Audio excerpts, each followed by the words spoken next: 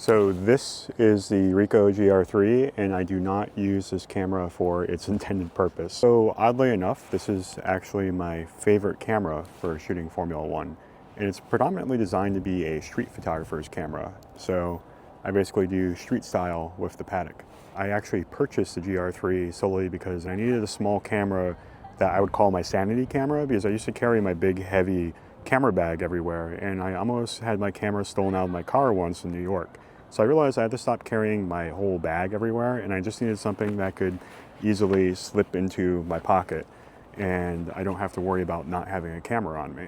But I don't know if you can see this like little yellow dot that's left on the camera. That's actually from Max Verstappen when he accidentally painted my camera. During the Japanese Grand Prix in 2023, after Sebastian Vettel retired, he came back because Suzuka is one of his favorite circuits, and he wanted to do an environmental initiative for saving the bees. So he invited all the drivers out to turn 1 and turn 2 of Suzuka, where they built bee hotels that he wanted the drivers to personalize and paint in order to get media attention to the cause. Because this camera is so small, I was able to kind of maneuver it somewhat close to Max and Checo painting their bee hotel. Not noticing my camera right there, Max Verstappen decided to channel his inner Jackson Pollock and started flicking the paint.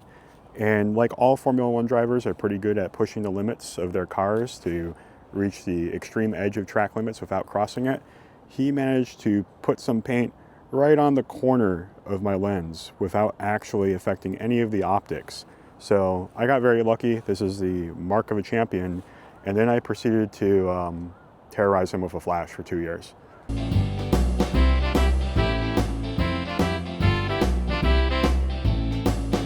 But the photos look great. What I like about this camera is it feels liberating in many ways, because you pack in as much as possible from a modern mirrorless camera into basically a very compact form factor. Now you do lose some stuff, like it doesn't have the fastest autofocus in the world. It's definitely harder to access controls in some ways because you have like less real estate to work with. You don't have gigantic big buttons and dials all over the camera. And what I love about this is this oddly by accident became style defining for me as a Formula One photographer, because I had to use this basically out of necessity, not because I wanted to. So I had this camera for many years, and I would sometimes shoot with it at f1, but I really wouldn't. I would just use my two normal like DSLRs or mirrorless cameras. And in 2023, before the Miami Grand Prix, I was forced with the unfortunate financial decision that I had to make of selling my DSLR second body in order to afford a upgraded lens for my mirrorless camera. That left me for the race in Miami without a second camera body, and so I had to shoot the pit lane, and that normally requires two cameras. You need like one with a short lens and one with a long lens on it. And I was forced to use this camera essentially as my short lens. So I shot the pit lane in Miami with this as my short lens. I wasn't too happy with the results of it. It felt like I was shooting with an arm tied behind my back, because this doesn't have essentially the same like performance as say like a Nikon Z8 or like a Canon R5. And the main thing this suffers from in Formula One is having a very slow autofocus, especially in low light or in shadows. It can definitely hunt sometimes. But you may be asking, what's this little thing here? And that's a flash trigger. And when I came back in Japan for the Japanese Grand Prix, I spent some time in Tokyo afterwards. I ended up covering Halloween in Shibuya with my street photographer friends, and they recommended that I pick up a LightPix flash. And this is a very cheap off-camera flash. So this is a flash trigger for it. So this fires off this. And this was an absolute game changer for me, because I've never actually used off-camera flash. As a New York trained photojournalist, I normally use on-camera flash. It gives you a very press style. I used to work for press outlets, so that's what they wanted. But in Tokyo, a lot of guys are very big on using this off-camera flash setup. So during Halloween, they taught me how to shoot like this, and this gave me a whole new dimension to controlling my light. But crucially, because I'm using a flash, that meant that I could stop down the Ricoh, meaning I could shoot at f8 or f9. I can start shooting with something with a much longer depth of field, and that allows more things to be in focus. So that compensates for all the autofocus issues that I had. After I really loved what I shot out of Halloween in Tokyo, when I got to Abu Dhabi later that year, I found out that my outlet had sent multiple photographers, and we were freelancers who were working for royalties. So that meant that we were splitting the royalty pool. So I essentially was going to lose money working the Abu Dhabi Grand Prix, whether I worked hard or not. And I decided, if that's the case, I might try to differentiate myself. I want to try something new. So I decided I would start using this off-camera street photography technique at Formula One. I practiced this working in the paddock, shooting driver arrivals. I really liked it, so I took the style to the grid and I decided, you know what, I'm not going to use my mirrorless camera. I'm going to use this setup and just, I'll see what I get. If I get 20 good photos, that might be better than getting 200 meh photos that are like usable. I sent it and these are the results. And ultimately this became my style at Formula One, that this is how I would shoot. The other thing I would add that I really like about this setup is I don't have my face buried behind my camera. You know, this is kind of a much more personal way of shooting because I don't have to shoot at eye level with the Ricoh GR. And I think that made it actually much easier to meet and interact with people. Daniel Ricciardo absolutely loved it because Max didn't really love it too much. As a New York photojournalist, I'm kind of trained to pay attention to all of these guys' small quirks and habits. One of the habits Max always had with photographers is that sometimes he can be a little camera shy. Whenever he sees a camera, he just instinctually dips his head a little bit. So at the end of the driver's parade, Max and Daniel were walking back to the garages. So I ran over to take a photo, and before Max was able to dip his head, I crouched underneath his hat so I could get a photograph of him, and Daniel thought that was the funniest thing in the world. But yeah, guys, what can I say? This is a lot of fun. And the thing about this camera, though, is I feel like it really rewards you the more you learn it. The more skill that you have, there's so much you can do with this.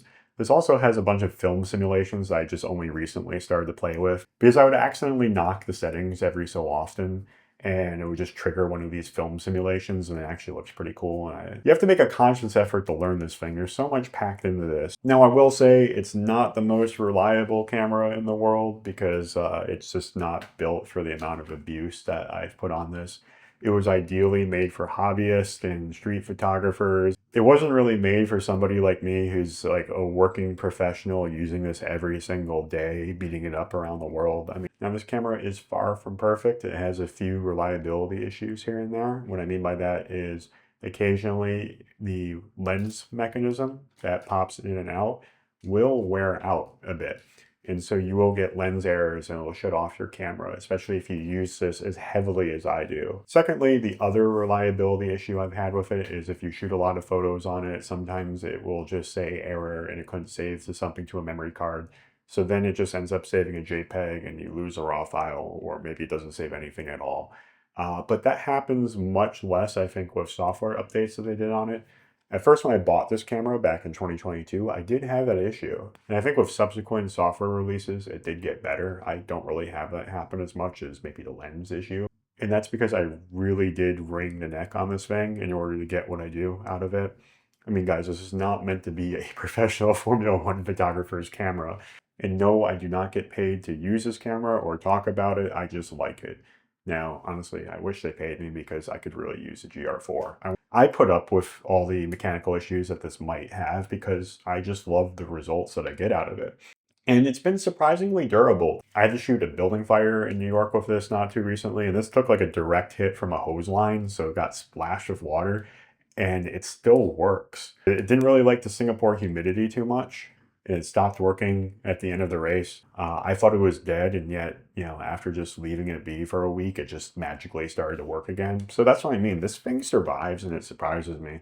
Now, yes, there is a Ricoh GR4 out there, and no, I cannot afford it right now, so I can't review it. But the Ricoh GR3 in 2026 nonetheless is still a fun camera. If you're a hobbyist and you just want to have a small camera, it's expensive, but it's a good one. I really don't think you can go too wrong with it as long as you accept it for what it is. It's not the best built camera in the world, but it's just fun, you know? It's fun and surprisingly durable in a weird way. It's not 100% reliable, but for some reason it will just keep working. But anyway, thanks for watching, and if you enjoyed this, like and subscribe.